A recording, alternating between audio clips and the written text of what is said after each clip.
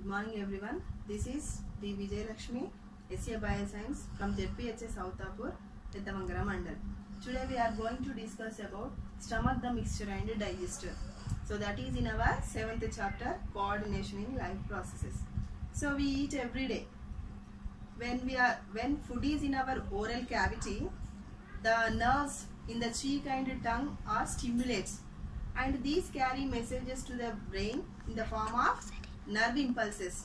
So the messages transmitted from the brain to the walls of the stomach and produces, and these stimulates the gastric glands present in our stomach and produces the gastric juices. So these gastric juices containing these walls of stomach secretions juices containing HCl, hydrochloric acid. So sometimes we are vomiting. In that time we feel belching and burning sensation. So what is the reason behind that? So these secretions are stimulated by nervous system.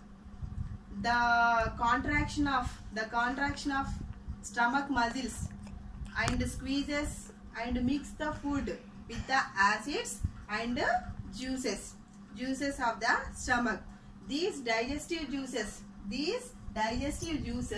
turns the food into smooth porridge-like consistency called chyme. So where it is present chyme? In our stomach. So how it forms? After some digestion, the food mixes with juices and acids, and the food becomes so smooth porridge-like consistency called chyme. So here some large proteins are also digest. So after that, so in the process of digestion in the stomach, nears completion, the walls of the stomach, secretions of the stomach decreases. So here we can find a special muscle, that is pyloric sphincter. So it is present at the opening of the stomach and first part of the small intestine here. So this is stomach. So here we have duodenum. So here also we have pyloric valve. So this opens after the completion of, partially opens, not completely, it is opens partially and pushes the food into the next part of the gut. So here we observe a peristalsis movement. So here we can see this peristalsis, contraction of the muscle behind the food and relaxation in front of the food. So it pushes the food forward through the digestive canal. So here helps our peristalsis movement.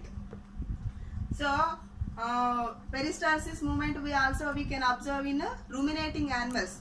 We have studied about this rumination in our 7th class, or I think it is 6th or 7th class. So ruminating animals like buffaloes and cows, they chewing food. So if there is not present the grass, so when we keep their food in front of them, so they swallow food quickly. And if there is no food, they eat regularly. They are chewing regularly. So why they are chewing? So because that ruminating animals have a special pouch in the near of their stomach. So we don't have that pouch. So that helps the food. Again they can back the food through to their mouth. So this is called ruminating.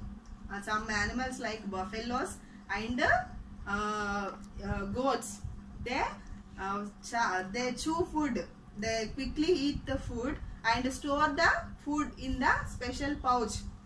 So and they can bring that food into the mouth also again. So here there helps the reverse peristalsis. So reverse peristalsis. So after the completion here, after the completion of our digestion, so the food is transferred after open the pyloric sphincter. Here they enters into the duodenum and into the small intestine. So food is not travels in the gut in a particular time. So here it goes to that the food is present in the special parts in sometimes. So here we have the food. So 50% is complete digestion. It takes time 2.5 to 3 hours. So this emptying of the small intestine for this takes to 4 to 5 hours. So 100% for this 100% completion of this digestion, it takes 4 to 5 hours, and almost 30 to 40 hours to completion of this digestion. So this is the average timings. This is depends upon their individuals and the type of food they take.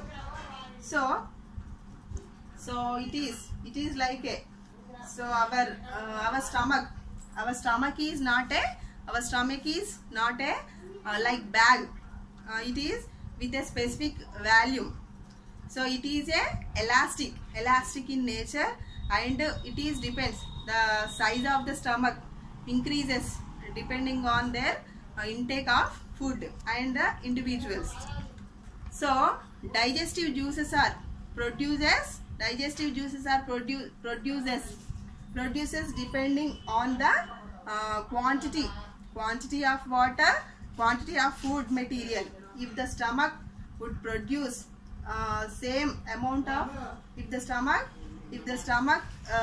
would produce same amount of digestive juices irrespective of the food quantity, the walls of the stomach would be destroyed. So here HCl juices can produce depending on the food we take only. So this is about our digestive system. Thank you.